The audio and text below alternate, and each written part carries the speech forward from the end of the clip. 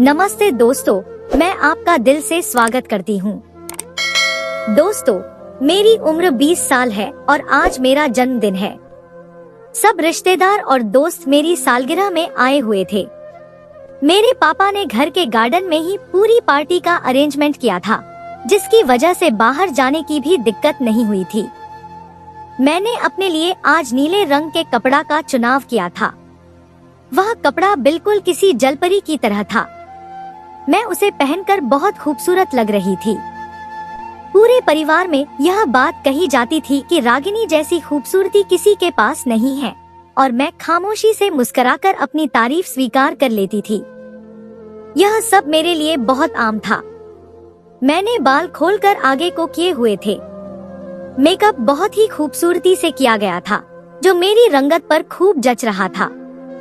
थोड़ी देर बाद ही एक नौकरानी ने आकर मुझे पापा का पैगाम पहुंचाया था कि आपके पापा आपको गार्डन में बुला रहे हैं। सब मेहमान आ चुके हैं, सिर्फ आपका ही इंतजार है।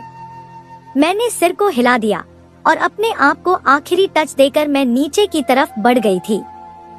उस कपड़ा में मुझे चलने में दिक्कत महसूस हो रही थी, इसीलिए मैं बहुत संभल कर चल रही थी, क्योंकि अगर मैं गिर जाती तो मेरी बहुत बदनामी होती। इसीलिए मैं हर कदम फूंक फूंक कर रखना चाहती थी। सीढ़ियां पार करके मैं लॉन्ज में आ गई थी। मैंने चारों तरफ नजर घुमाई तो न जाने क्यों मुझे ऐसा महसूस हुआ जैसे यहाँ कुछ गलत हो रहा है, कुछ ऐसा जो हम सबकी नजरों से छिपा है। लेकिन मैंने सिर झटक दिया था। यह एहसास तो मुझे कुछ महीनों से हो रहा था, लेकिन मैं ज्यादा इस बात पर ध्यान नहीं देती थी। मैं गार्डन एरिया में पहुंची तो पापा सामने खड़े हुए थे और अपने दोस्तों से बात कर रहे थे। उनके ही एक दोस्त ने उन्हें मेरी तरफ देखने को बोला तो वह मुस्कुराते हुए मेरे पास आ गए थे। उनके हाथ में शराब का गिलास मौजूद था, जो मुझे बेहद बुरा लगा था। बेशक मैं एक ऐसे घराने से थी जहां इन तमाम चीजों को बुरा नहीं माना जाता। हमारे यहाँ यह आम होती है, लेकिन मैं अपने परिवार की एकमात्र ऐसी लड़की थी जो शराब से मीलों दूर रहती थी। मुझे न जाने क्यों इसे देखकर ही उबकाई आ जाती थी। पापा मेरे चेहरे के भाव देखकर ही समझ गए थे कि मैं उनके हाथ में मौजूद शराब के गिलास को पसंद नहीं कर रही हूँ। तो उन्होंने रास्ते में आई हुई टेबल पर ही अपना गिलास छोड़ दिया था और मेरे करीब आकर मुझे प्यार से अपने गले लगाया था। सबके बीच उन्होंने मेरे माथे पर मोहब्बत भरा किस दिया था और खुशी से मुझे बर्थडे विश किया था। मैंने उनका हाथ चूम लिया था और उनके सीने से लग गई थी। वह मुझे अपने साथ लगाते हुए केक टेबल के पास लाए थे और एक माइक अपने हाथ में लेकर सबका ध्यान अपनी तरफ लेने लगे थे। मैं अपने पापा को ही देख रही थी जब उन्होंने मेरे लिए गाना गाना शुरू किया था। मैं मुस्कुरा उठी थी। पापा को गाना गाना बहुत अच्छा लगता था और उनकी आवाज भी बहुत अच्छी थी। सब धीरे धीरे तालियां बजाकर उन्हें सराह रहे थे। इसी दौरान मेरी नजर कोने में खड़े अपने सबसे खास नौकर पर गई थी, जो हमारे घर का सबसे अच्छा नौकर था। मेरे ज्यादातर काम वही करता था। किशोर की नजर मेरी तरफ ही थी। न जाने क्यों ऐसा मुझे महसूस हो रहा था जैसे किशोर मुझे कुछ बताना चाहता है, लेकिन मेहमान और रिश्तेदारों की वजह से वह कुछ नहीं बोल पा रहा। गाना खत्म हो जाने के बाद पापा मुझे लेकर टेबल के पास आए थे और केक कटिंग करने का कहने लगे थे। मैंने मुस्कुराते हुए छुरी उठाई थी और केक काट दिया था। सब जगह तालियां गूंज उठी थी। मैंने पापा को केक खिलाया तो उन्होंने भी मुझे केक खिलाया। अभी हम यही कर रहे थे जब वही नौकर मेरे पास आया और मेरी तरफ एक डब्बा बढ़ाते हुए बोला, साहिब, यह हमारी तरफ से आपके लिए तोहफा है। जो पापा में मग्न थी, अचानक पलटी। किशोर ने आखिर हिम्मत कर ही ली थी। मैंने उसके मामूली से गिफ्ट को देखा। मैं अभी हाथ बढ़ाकर उसका गिफ्ट लेती, इससे पहले ही पापा ने उसके मुंह पर एक जोरदार थप्पड़ मारा, जिससे वह फौरन ही जमीन पर गिर गया। गिफ्ट नीचे गिरता उससे पहले ही मैंने थामकर उसे टेबल पर रख दिया। पापा उस नौकर को देखते हुए गुस्से से बोले, तुम्हारी हिम्मत कैसे हुई मेरी बेटी को गिफ्ट देने की? तुम 2 टके के नौकर हो और मेरी बेटी को गिफ्ट दोगे? वह और कुछ कहते, इससे पहले मैंने पापा के सीने पर हाथ रखा और उन्हें देखते हुए बोली, कोई बात नहीं पापा, यह तोहफा ही है, मैं ले लेती हूँ। मैं कुछ और कहती, इससे पहले ही पापा बोले, चुप हो जाओ, तुम मेरी चांद सी बेटी हो, तुम्हें ऐसे मामूली तोहफे लेने की जरूरत नहीं है, और तुम यहाँ से निकलो। मैंने तुम्हें पहले भी समझाया था कि मेरी बेटी से दूर रहा करो, लेकिन तुम बेवजह ध्यान खींचने के लिए इसके आसपास मंडराते रहते हो। यह कहते ही उन्होंने अपने गार्ड्स को बुलाया और किशोर को बाहर निकलवा दिया, जबकि मैं अपनी जगह पर सुन्न सी खड़ी रह गई। पापा ने आज से पहले कभी इस तरह का व्यवहार नहीं किया था। फिर आज अचानक ऐसा क्या हो गया कि वह किशोर को निकालने पर तुल गए। हालांकि यह बात तो सभी जानते थे कि मेरा सबसे अच्छा नौकर किशोर ही है, लेकिन आज पापा के इस रवैये को देखकर मैं एक पल के लिए डर गई थी। यह बात सच थी कि जब पापा को गुस्सा आता था तो वह किसी की नहीं सुनते थे, सब कुछ तहस नहस कर देते थे। लेकिन इस पल हालात बहुत ज्यादा अलग हो गए थे। मैंने फौरन ही पापा को संभाल लिया। उनके दोस्त भी उनके करीब आ गए थे, वरना पापा का बस नहीं चलता तो वह किशोर का कत्ल ही कर देते। मैंने फौरन ही वह तोहफा भी अंदर भिजवा दिया। मैं बेवजह किसी के तोहफे की बेइज्जती नहीं करना चाहती थी। मुझमें इंसानियत अभी बाकी थी। पार्टी चल रही थी, लेकिन मेरा ध्यान पापा की तरफ ही लगा हुआ था कि उन्होंने आज ऐसा क्यों किया। आखिर ऐसी भी कौन सी नौबत आ गई जो उन्होंने मासूम किशोर को घर से बाहर निकाल दिया। हालांकि मुझे पता था कि किशोर की एक माँ है, 2 बहनें हैं, वह बहुत मजबूर है, तभी यह नौकरी कर रहा है, वरना मैंने देखा था कि उसके पास बहुत काबिलियत थी। वह अगर नौकरी ढूंढने निकलता तो उसे कुछ महीनों या कुछ दिनों में नौकरी मिल जाती, लेकिन वह अपना समय बर्बाद नहीं करना चाहता था। मुझे दिल से अफसोस हुआ था और मैंने दिल ही दिल में सोचा था कि अगर मेरी वजह से कुछ हो नका तो मैं जरूर किशोर के लिए कुछ करूंगी, क्योंकि वह मेरी वजह से ही इस नौकरी से निकाला गया है। थोड़ी देर बाद मेरी कॉलेज की सहेलियां आ गई थी, जिनके साथ मैं मग्न हो गई थी। मैंने उन्हें देखते ही गुस्सा करते हुए कहा, तुम लोगों को आने में कितना वक्त लग गया? पापा ने केक भी कटवा दिया। मैं उन्हें रोक भी नहीं पाई, जबकि सबने मेरी बात का बुरा नहीं माना और तस्वीरें लेना शुरू कर दिया। समय धीरे धीरे बीतता चला गया। तकरीबन 1 बजे के बीच सब मेहमान और रिश्तेदार घर जाना शुरू हो गए। मैंने साफ तौर पर पापा के चेहरे पर एक अजीब सी परेशानी देखी थी। वह बार बार अपने माथे का पसीना पोंछ रहे थे और बेसमेंट की तरफ देख रहे थे। हमारा घर बहुत अजीब था। कभी मुझे लॉन्ज में ऐसा महसूस होता था जैसे यहाँ कुछ रहस्यमय हो रहा है, तो कभी बेसमेंट की तरफ लगता था कि मुझसे कुछ छिपाया जा रहा है। मगर मैंने कभी भी अपने ख्याल जाहिर नहीं किए, क्योंकि अगर मैं अपने ख्याल जाहिर करती तो बेवजह मुझे डांट पड़ जाती। पापा का कहना था कि फालतू की चीजों से दूर रहा करो और गलत बात बिल्कुल मत सोचा करो, जितना मैं सोचती थी। इसीलिए मैं चुप रहने में ही भलाई समझती थी। मैं कुछ सोचकर पापा के पास आई थी। उनके कंधे पर हाथ रखकर उन्हें अपनी तरफ ध्यान देने को कहा था। पापा, क्या हो गया आपको? कब से देख रही हूँ, आप मुझे बहुत उदास और परेशान लग रहे हैं। सब अच्छा है ना? मेरी बात सुनकर पापा ने एक नजर मुझ पर डाली और सिर को हल्की सी हिलाकर बोले, तुम एक काम करो, आराम करने के लिए कमरे के अंदर चली जाओ। मैं थोड़ी देर में एक काम निपटा के आता हूँ। यह कहकर उन्होंने अपने कदम गाड़ी की तरफ बढ़ा दिए थे, जबकि मैं एकदम परेशान हो गई। मैं उन्हें आवाज देना चाहती थी, लेकिन चुप रह गई। पापा का कहना था कि जब मैं कहीं जा रहा हूँ या किसी काम के लिए निकल रहा हूँ, तो कभी भी मुझे पीछे से आवाज मत देना, यह अशुभ होता है।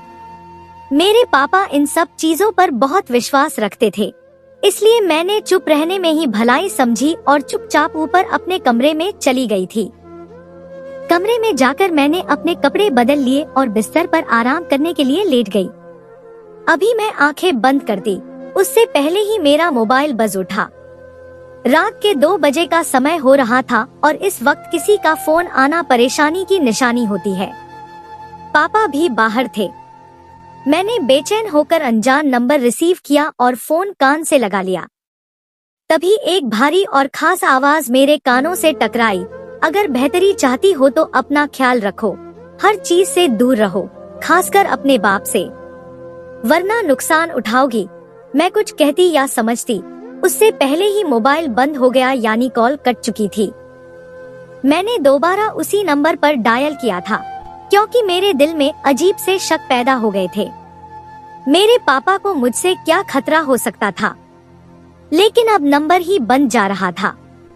वह जो भी था मुझ तक कोई संदेश पहुंचाना चाहता था, लेकिन उसके दबे हुए अल्फाजों ने मुझे परेशान कर दिया था।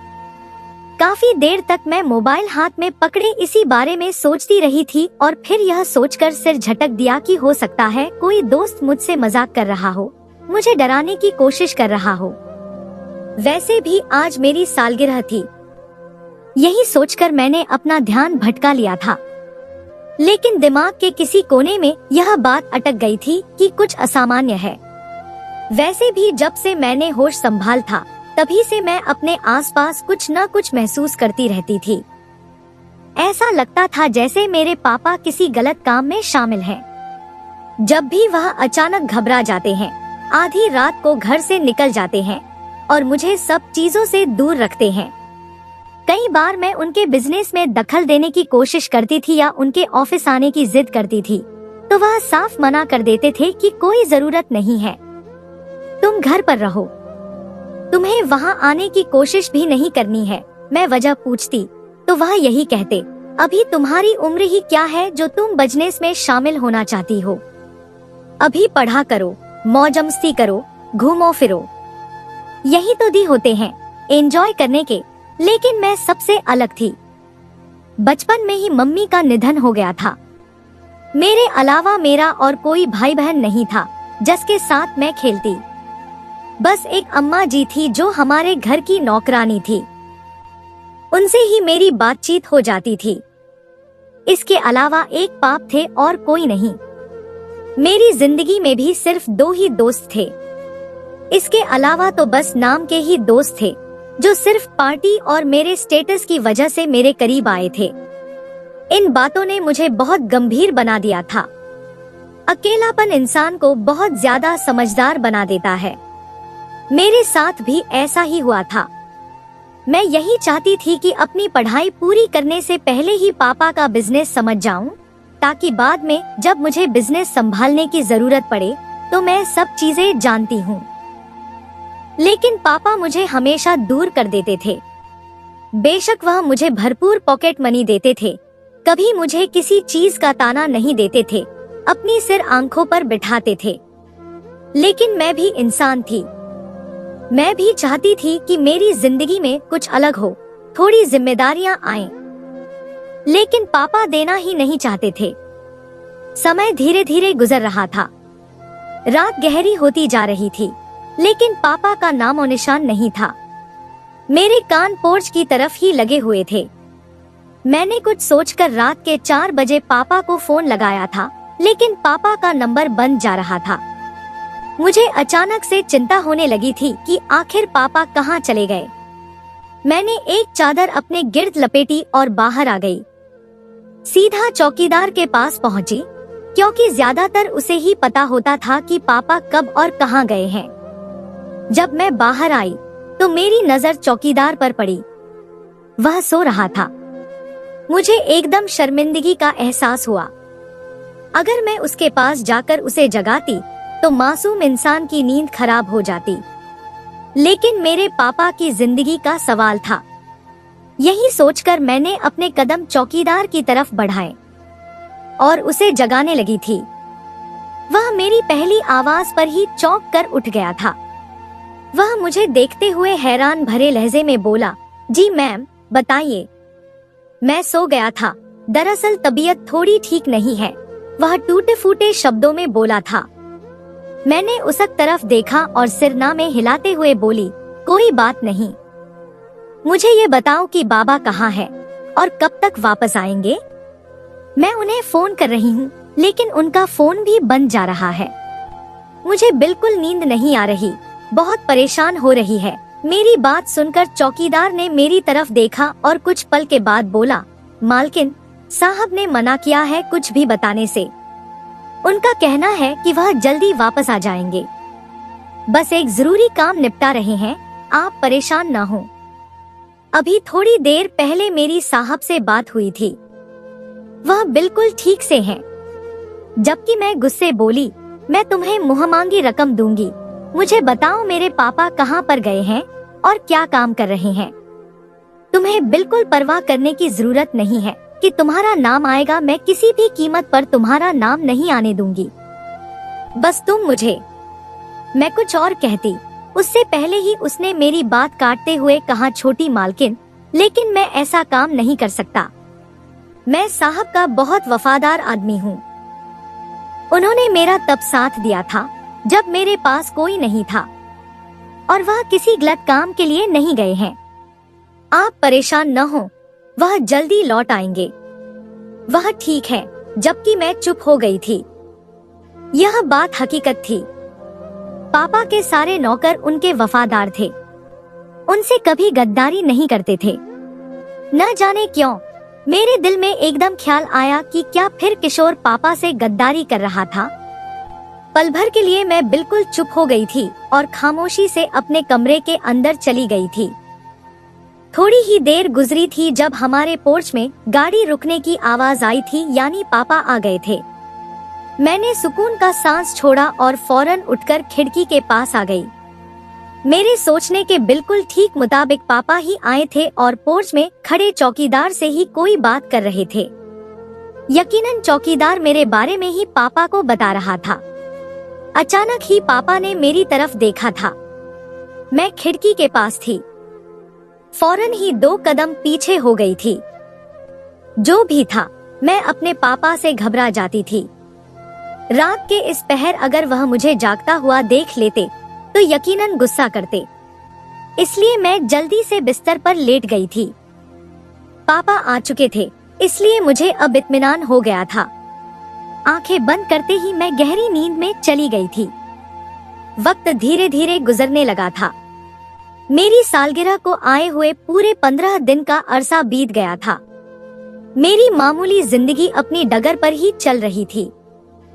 सुबह सवेरे जागना, कॉलेज के लिए तैयार होना, नाश्ता करके कॉलेज के लिए निकल जाना, वहाँ से 2 बजे वापस आना और थोड़ी देर अम्मा जी से बात करने के बाद आराम करना। फिर शाम 5 बजे ट्यूटर का आना, उनके साथ पढ़ना और फिर अपने कमरे में आकर मोबाइल वगैरह इस्तेमाल करना। यही मेरी जिंदगी का हिस्सा था। मगर आज कुछ अलग था। मैं अभी अपने कंप्यूटर पर बैठी कुछ काम ही कर रही थी जब अचानक अम्मा जी कमरे में आई और मुझे देखते हुए बोली, क्या कर रही है मेरी लाडो? उनका अंदाज हमेशा ममता से लबरेज होता था, इसलिए मैंने कभी उन्हें नहीं टोका था कि आप मुझसे तो इससे बात क्यों कर रही हैं? मैंने उनकी तरफ देखा और प्यार ने बोली, बस अम्मा जी, एक प्रोजेक्ट पर काम कर रही हूँ, दुआ कीजिएगा कि नंबर अच्छे आएं। वह फौरन मेरे पास आकर प्यार से मेरे माथे पर किस देते हुए बोली, मेरी लाडो तो है ही इतनी प्यारी, इसके नंबर भी अच्छे आएंगे। अच्छा, मैं सोच रही थी कि तुम और मैं आज मार्केट चलें। मैं कुछ पल के लिए खामोश हो गई थी। बाबा ने कभी भी मुझे किसी चीज के लिए नहीं रोका टोका था। मेरा जहाँ दिल चाहता था, जब दिल चाहता था, मैं चली जाती थी। दोस्तों के साथ घूम फिर आती थी। कुछ लेना होता था तो शॉपिंग मॉल भी चली जाती थी। अब अचानक से अम्मा जी का आना और मार्केट के लिए कहना, मैं कुछ पल के लिए चुप हो गई थी। मेरा इरादा मार्केट जाने का नहीं था, क्योंकि मुझे अपना प्रोजेक्ट कंप्लीट करना था। मैं अम्मा जी की तरफ देखते हुए विनम्रता से बोली, आज नहीं अम्मा जी, कल चलेंगे। मैं यह प्रोजेक्ट पूरा करना चाहती हूँ, क्योंकि फिर 2 दिन ही मेरे पास होंगे कॉलेज में इसे सबमिट कराने के लिए। मैं कुछ और कहती, उससे पहले ही वह बोल पड़ी, मुझे कुछ नहीं पता, तुम्हारी अंग्रेजी मुझसे मत बोलो, तुम मेरे साथ चल रही हो, बस मैंने कह दिया। मैं बस अपने कपड़े बदलने जा रही हूँ।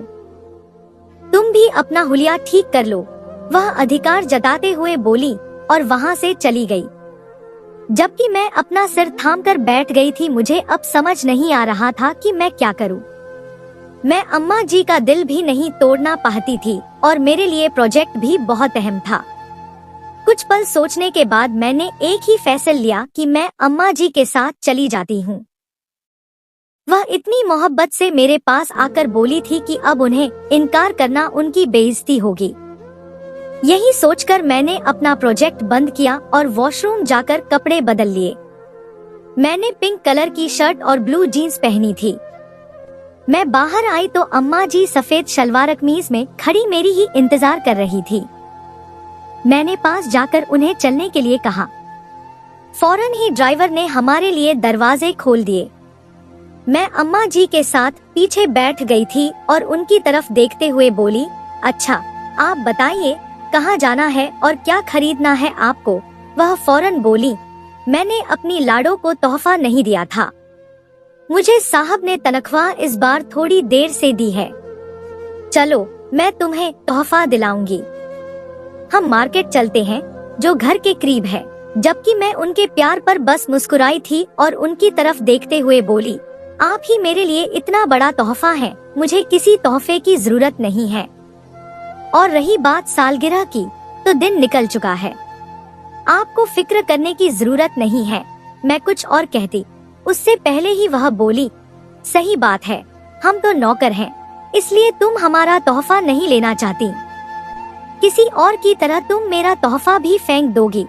उनकी बात सुनकर मेरा चेहरा लाल हो गया था और मैंने सिर ना में हिलाते हुए कहा, नहीं अम्मा जी, ऐसी कोई बात नहीं है, मैं तो आपकी वजह से बोल रही थी। अच्छा चलिए छोड़िए, आपको जो तोहफा दिलाना है मुझे दिला दीजिए, मुझे बहुत खुशी होगी। यह बोलकर मैंने ड्राइवर को आदेश दिया और करीबी मार्केट की तरफ ले जाने के लिए कह दिया। कुछ पल की दूरी के बाद हम मार्केट पहुंच गए थे। अम्मा जी अपनी शॉपिंग में मगन हो गई थी और मैं अपनी शॉपिंग में। काफी अरसा हो गया था मैं मार्केट भी नहीं आई थी, इसीलिए मैं मगन अंदाज में अपने लिए चीजें खरीद रही थी। अभी थोड़ी ही देर हुई थी जब मुझे अचानक ऐसा महसूस हुआ जैसे कोई मेरा पीछा कर रहा हो। किसी की नजरों की तपिश मुझे लगातार अपनी पीठ पर महसूस हो रही थी। मैंने बेमन मुंह घुमाकर देखा लेकिन कोई भी वहां मौजूद नहीं था। मैंने अपने ख्याल को झटककर आगे बढ़ गई और अपने लिए चूड़ियां लेने लगी, मगर अचानक किसी ने मेरा नाम लेकर पुकारा। मैंने फौरन पीछे की तरफ देखा, वहां किशोर खड़ा था। उस समय वह ब्लैक पैंट और शर्ट में था और काफी आकर्षक लग रहा था। कुछ पल के लिए तो मैं उसकी शख्सियत को देखकर हैरान रह गई कि वह इतना बदल गया है। मुझे कुछ लम्हे लगे उसे पहचानने में, वरना आम तौर पर मुझे उसे भूलना नहीं चाहिए था, क्योंकि सिर्फ 15 दिन ही हुए थे उसे नौकरी से निकाले हुए। वह मुझे देखते हुए बोला, कैसी है मैडम, तबीयत वगैरह ठीक है आपकी? उसका अंदाज बिल्कुल बदला हुआ था। मैंने हैरानी से किशोर को देखा कि वह किस लहजे में मुझसे बात कर रहा था। हालांकि वह मुझे मैडम साहिबा या मालकिन कहता था। मैंने सिर को हल्की झलक दी और उसे देखते हुए बोली, हाँ किशोर, मेरी तबीयत भी ठीक है और हालात भी। तो बताओ तुम कैसे हो? उस दिन पापा ने तुम्हारे साथ जो भी किया उसके लिए मैं माफी मांगती हूँ। पापा को ऐसा नहीं करना चाहिए था। दरअसल वह थोड़ा, मैं कुछ और कहती उससे पहले ही वह बोला, काफी दिनों से आपका पीछा कर रहा था, आपसे मिलने की कोशिश कर रहा था, लेकिन हिम्मत नहीं होती थी। आपके साथ गार्ड्स भी होते थे और आप व्यस्त भी रहती थी, लेकिन आज शायद आप फुर्सत से शॉपिंग करने आई हैं। मैंने सिर को हल्की झलक दी। जब वह मेरी तरफ देखते हुए बोला, आपने वह तोहफा खोला जो मैंने आपको दिया था? उसके अचानक सवाल पर मैं झेंप गई। मेरे पास खूब धन दौलत थी, लेकिन इसके बावजूद मैं बहुत साधारण स्वभाव की थी। मैं कभी किसी के साथ बदतमीजी से पेश नहीं आती थी, बल्कि हर किसी को अहमियत देती थी और किसी को कमजोर नहीं समझती थी। मैं किशोर को देखते हुए बोली, नहीं, अभी तक मौका नहीं मिला, माफी चाहती हूँ। दरअसल उस समय अफरातफरी ऐसी हो गई थी कि मुझे मौका ही नहीं मिला। खैर, मैं अभी देखूंगी। तुम परेशान मत हो और इस तोहफे के लिए बहुत शुक्रिया। यकीन मानो, मैंने अब तक इस तोहफे को संभाल कर रखा है। मैं जरूर आज जाकर देखूंगी कि तुमने मुझे क्या दिया है। मैं कुछ और कहती, उससे पहले ही उसने मेरे कंधे पर हाथ रखा और मेरी आंखों में झांकते हुए बोला, आपके लिए बेहतर होगा मैडम कि जल्द से जल्द उस तोहफे को देख ले, वरना बहुत देर हो जाएगी। और अगर आपको हकीकत पता चल जाए तो मेरे तोहफे के डिब्बे के नीचे एक नंबर होगा, उस पर कॉल कर लेना। बाकी मैं आपके लिए दुआ करूंगा। यह कहते ही वह अचानक नजरों से ओझल हो गया। मैंने चारों तरफ नजर दौड़ाई, लेकिन वह भीड़ में कहीं खो गया था। हम जिस मार्केट में आए थे वह मुझे पसंद नहीं थी, मगर मैंने अम्मा जी की खुशी के खातिर यहाँ आने में राहत जानी थी। अचानक अम्मा जी मेरे सामने आ गई और मेरी तरफ एक शॉपिंग बैग बढ़ाते हुए बोली, माफ करना, देर से तोहफा दे रही हूँ, लेकिन याद रखना, बहुत दिल से लिया है तुम्हारे लिए। मैंने मुस्कुराकर उनसे वह बैग ले लिया और उन्हें देखते हुए बोली, अगर कुछ और खरीदना है तो आप ले लें, पे मैं कर दूंगी। आपको परेशान होने की जरूरत नहीं है। वह मुझे देखकर ना में सिर हिलाते हुए मेरा हाथ थाम गई और मुझे लेकर गाड़ी की तरफ बढ़ गई। हालांकि मुझे भी 2-4 चीजें खरीदनी थी जो मुझे पसंद आई थी, लेकिन किशोर ने बात ही इस किस्म की कर दी थी कि मेरे दिल में अब जिज्ञासा पैदा हो गई थी कि आखिर उस तोहफे के अंदर ऐसा क्या है जो मेरी जिंदगी को बदल देगा, जो मुझे एक बड़े खतरे से बचा लेगा। उस डिब्बे के नीचे नंबर, यह सब क्या कहानी थी? मैं इस गुत्थी को अब सुलझा देना चाहती थी, इसीलिए मैं खामोशी से घर की तरफ बढ़ चुकी थी। एक सफर के बाद ड्राइवर हमें वापस घर ले आया था। अम्मा जी अपने क्वार्टर आराम करने के लिए चली गई थी, जबकि मैं फौरन अपने कमरे में आई थी। मुझे बिल्कुल याद नहीं था कि मैंने किशोर का तोहफा कहाँ पर रखा है, इसीलिए मैं पागलों की तरह पूरा कमरा बिखेर चुकी थी, लेकिन उसका तोहफा मुझे कहीं नहीं मिल रहा था। अचानक ही मुझे याद आया था कि मैंने वह तोहफा एक नौकर के जरिए घर के अंदर भेज दिया था। इसीलिए मैं एकदम नौकर को याद करने लगी थी और फौरन ही मेरी आंखें चमक उठी थी। वह नौकर अम्मा जी की ही रिश्तेदार थी।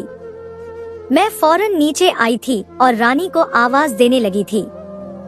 मेरी 1-2 आवाज के बाद ही रानी मेरे सामने किसी बोतल के जिन्न की तरह सामने आ गई थी। मैं उसको देखते हुए सवालिया अंदाज में बोली थी, रानी, मुझे सच सच बताओ, तुमने उस तोहफे का क्या किया था?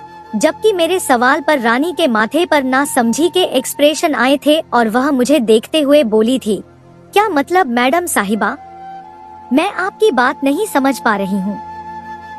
कौन सा तोहफा और मैंने क्या करना है? मैंने अपनी बात पूरा करते हुए कहा, मेरा मतलब है, मेरी सालगिरह वाले दिन मैंने तुम्हें एक लाल रंग का डिब्बा दिया था और कहा था कि इसे अंदर रखवा दो। वह दूसरा तोहफा। मेरी बात सुनकर उसके चेहरे पर से एक साया सा लहराया था।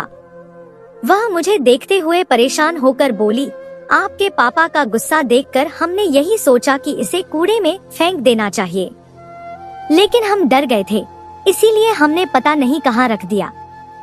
हमें भी याद नहीं आ रहा, लेकिन इतना याद है कि हमने वह तोहफा किचन में या फिर लॉन्ज या ड्राइंग रूम में रखा था। हम फौरन ढूंढ देते हैं, वह बहुत ही सलीके से बोली थी, जबकि मैंने सिर हिलाकर उसके साथ वह तोहफा ढूंढना शुरू कर दिया था। उस तोहफे में एक गहरा राज था जो मुझे जानना था, और यही चीज मुझे टेंशन में डाल चुकी थी। मैं और वह चंद ही पल में लॉन्ज भी बिखेर चुके थे, लेकिन कहीं से भी हमें वह तोहफा नहीं मिल रहा था। मैंने गुस्से से रानी की तरफ देखा, जबकि वह फौरन बोली, बेगम साहिबा, मैं किचन में देखती हूँ, शायद वहाँ हो, और मैं फौरन ही ड्राइंग रूम की तरफ बढ़ गई। मेरे लबों पर बस अब एक ही बात थी कि वह तोहफा मुझे किसी भी कीमत पर मिल जाए। आखिर पता तो चले कि इस तोहफे में ऐसा क्या है जो मेरी जिंदगी बदल सकता है, जो मुझे एक खतरे से दूर कर सकता है।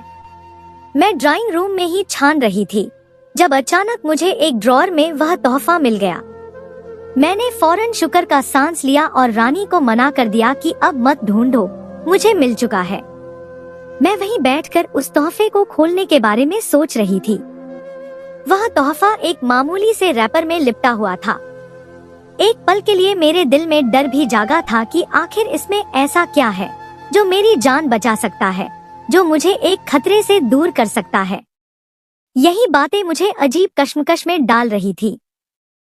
चंद पल वहीं बैठकर उस बंद तोहफे को देखती रही और फिर कुछ सोचकर अपने कमरे की तरफ बढ़ गई। यहाँ पर पापा का कोई कैमरा भी हो सकता था। उसके अल्फाजों से साफ जाहिर था कि जो भी मामला है वह पापा से ही जुड़ता है। इसीलिए मैं अपने कमरे में आ गई और बिस्तर पर बैठकर मैंने वह रैपर खोलकर एक तरफ रख दिया। मेरा दिल जोर जोर से धड़क रहा था और जैसे ही मैंने वह डिब्बा खोला, उसके अंदर एक खत मौजूद था। मेरे माथे पर बल आए। आखिर इस खत के अंदर क्या है? और फिर जब मैंने वह खत निकाल कर पढ़ना शुरू किया तो मेरे कदमों तले जमीन निकल गई। ऐसा लग रहा था जैसे आसमान मेरे सिर पर आ गिरा हो। मेरी रूह तक कांप गई। कुछ सोचकर मैं अपनी जगह से खड़ी हुई। मैंने वह डिब्बा अपने हाथ में ही ले रखा था क्योंकि मुझे याद था कि उसने कहा था इस डिब्बे के पीछे एक नंबर मौजूद है। मैं वह डिब्बा हाथ में थाम कर नीचे आई थी। जो भी मामला था लॉन्ज और बेसमेंट का ही था।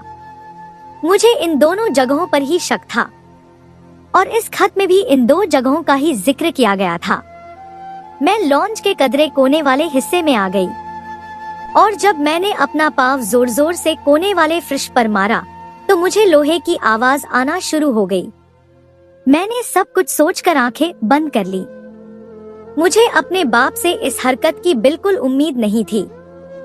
मैं अभी इस जगह को खोलकर नहीं देख सकती थी क्योंकि मेरे आसपास बहुत से नौकर मौजूद थे। मेरा इरादा अब बेसमेंट की तरफ जाने का था, लेकिन मैं अभी दिन के वक्त नहीं जा सकती थी क्योंकि सब जाग रहे थे और मैं नजरों में आ सकती थी। इसीलिए मैं अपने कमरे में आकर बैठ गई थी। मैंने अपना सिर थाम लिया था। उस खत के अंदर लिखा हुआ था, मैं किशोर हूँ, लेकिन मैं एक खुफिया एजेंसी से आया हूँ आपकी मदद करने के लिए। हम आपके बाप के खिलाफ सबूत इकट्ठा कर रहे हैं। इसीलिए मुझे फौरन ही आपके यहाँ बतौर नौकर भेजा गया जिसे आपके पापा ने चुना था। हमने उसे रास्ते से ही हटा दिया था, यानी उसे खत्म नहीं किया, मगर उसे समझा कर दूसरी नौकरी दिला दी थी। उसकी जगह मैं आ गया था। आपके पापा के साथ रहने की कोशिश करने लगा था। तब कहीं जाकर मुझे सारा मामला समझ आया। दरअसल आप अपने बाप की संतान नहीं हैं। आपको गोद लिया गया है। आपके पापा कभी बाप बन ही नहीं सकते थे। इसीलिए उन्होंने अपनी झूठी पहचान बनाने के लिए आपको अपनी बेटी बना लिया। आपके पापा का काम बहुत ही खतरनाक है। वह लोग अगवा करते हैं, खास कर लड़कियां, और फिर उनके अंग निकाल कर आगे बेच देते हैं। ज्यादातर लड़कियां बेसमेंट में होती हैं और जब उनका कत्ल हो जाता है तब उन्हें दफना दिया जाता है। और ज्यादातर लड़कियों को आपके लॉन्ज के उस कोने में मौजूद एक जगह पर फेंक दिया जाता है जो बिल्कुल एक टैंक की तरह अंदर की तरफ बना हुआ है, ताकि न किसी को पता चले और न ही कोई सबूत मिले। अगर आप मेरा साथ देना चाहते हैं और अपने बाप को बेनकाब करना चाहती हैं, तो मेरे इस नंबर पर कॉल कर लीजिएगा। मुझे आपकी जरूरत पड़ेगी क्योंकि अगर आप अपने बाप को बेनकाब नहीं करेंगी तो कुछ दिनों बाद आपका सौदा भी हो जाएगा। आप जब पार्टी में गई थी तब ज्यादातर क्लाइंट बाहर से आए थे। उन सबके सामने आपको ले जाया गया था ताकि वे लोग आपको पसंद कर लें। आपको मारा नहीं जाएगा, न ही आपके अंग निकाल कर बेचे जाएंगे, बल्कि आपको बदजात जगह भेज दिया जाएगा ताकि आपके शरीर का इस्तेमाल करके अमीर आदमी लज्जत हासिल कर सके। दुनिया में यही मशहूर है कि आप राजवीर खुराना की बेटी हैं, मगर यह सच्चाई नहीं है। अगर आपको यकीन नहीं है तो आप अपना डीएनए टेस्ट भी करवा सकती हैं। ये बातें मेरा दिमाग बंद करने के लिए काफी थी। सबसे पहले मैं बेसमेंट चेक करना चाहती थी, इसके बाद ही मैं आगे बढ़ती। किशोर की बात सही थी। पार्टी के दौरान मुझे कई बार अपने वजूद पर गहरी निगाहें महसूस हुई थी, लेकिन मैं हमेशा अपना सिर झटक दिया करती थी कि नहीं, ऐसा कुछ नहीं है, ये सब मेरी गलतफहमी है। मैंने जो कपड़ा पहना हुआ है, शायद इसी वजह से सब मुझे देख रहे हैं। मगर कुछ तो अलग था, और अब लॉन्च के अंदर उस जगह से आवाज आना इस बात की निशानी थी कि पापा कुछ तो कर रहे हैं। अब रात धीरे धीरे गुजरती चली गई थी। जैसे ही शाम के साए ढले, तमाम मुलाजिम अपने क्वार्टर चले गए थे। सिर्फ एक चौकीदार और कुछ गार्ड ही मौजूद थे, जिनका ध्यान बेसमेंट की तरफ बिल्कुल नहीं था। मैंने बहुत एहतियात के साथ करीब 12 बजे के बीच अपने कमरे से निकलकर बेसमेंट की तरफ रुख किया। मुझे बस एक ही डर था कि कोई मेरी तरफ मुतवज्जा न हो जाए। मेरे लबों पर सिर्फ एक दुआ थी कि पापा भी ना आए, क्योंकि अगर मुझे इस वक्त कोई देख लेता तो मेरे लिए बहुत बड़ी मुश्किल पैदा हो सकती थी। मैंने बहुत एहतियात से वह रास्ता पार कर ही लिया। जब मैं बेसमेंट के करीब आकर उसके दरवाजे को देख रही थी, तो चंद सेकंड के लिए मैं अपनी जगह पर खामोशी से खड़ी रही। न जाने क्यों मुझे वाज़ेह तौर पर ऐसा महसूस हो रहा था कि अंदर लड़कियां मौजूद हैं। मैंने अपने कदम बेसमेंट की तरफ बढ़ाए। मैं बार बार पीछे मुड़कर भी देख रही थी, क्या कोई मुझे न देखे, और जब मैंने दरवाजा खोलने की कोशिश की तो दरवाजा बड़े ताले से बंद कर दिया गया था। मेरी नजर बार बार पीछे की तरफ जा रही थी, क्योंकि मुझे ये डर लगा था कि बाबा ने अगर अंदर लड़कियां रखी होंगी तो वो यहाँ से गाफिल नहीं हो सकते। मेरे फौरन एक छोटी सी झिरी से अंदर झांका था और किशोर की बात सच साबित हो गई थी। पापा वाकई लड़कियों को अगवा करके उनके अक्साब बेच रहे थे। कुछ लड़कियों को शारीरिक तौर पर इस्तेमाल करने के लिए आगे भेजा जा रहा था। मुझे यकीन नहीं आ रहा था कि मेरा बाप इस हद तक जा सकता है। पैसों की लज्जत इंसान को ये सब करने पर मजबूर कर देती है। मैंने तसव्वुर भी नहीं किया था। मुझे हैरानी की इस बात पर थी कि मेरे बाप ने मेरा ही सौदा कर डाला। बेशक मैं उनकी बेटी नहीं थी, लेकिन उन्होंने मुझे पाला था, मुझे प्यार दिया था, मुझे हर ऐशो आराम से मालामाल रखा था जो एक पिता अपनी औलाद को देना चाहता है। मैं अपने कमरे में आकर अपने पापा के बारे में सोच रही थी। अगर उस समय मैं स्वार्थी हो जाती, उन लड़कियों के बारे में नहीं सोचती, तो मुझ पर लानत थी। मैं भी तो एक लड़की थी और मेरी जान को भी तो खतर था। अगर मैंने किसी और से संपर्क नहीं किया होता तो मैं भी बुरी तरह से फंस सकती थी और बेसमेंट में मौजूद वे मासूम लड़कियां भी जान की बाजी हार सकती थी। मैंने कहानी देर तक बैठते बैठते इसी बारे में सोचा कि मुझे क्या करना चाहिए। क्या मुझे फोन कर देना चाहिए? क्योंकि अगर मैं फोन कर देती तो मुझे गवाही देनी थी और उसके बाद पापा की जिंदगी खत्म हो जाती। मेरी गवाही बहुत मायने रखती थी, क्योंकि मैं उनकी संतान थी, उनके साथ रहती थी। मुझसे ज्यादा मेरे पापा को कोई नहीं समझ सकता था।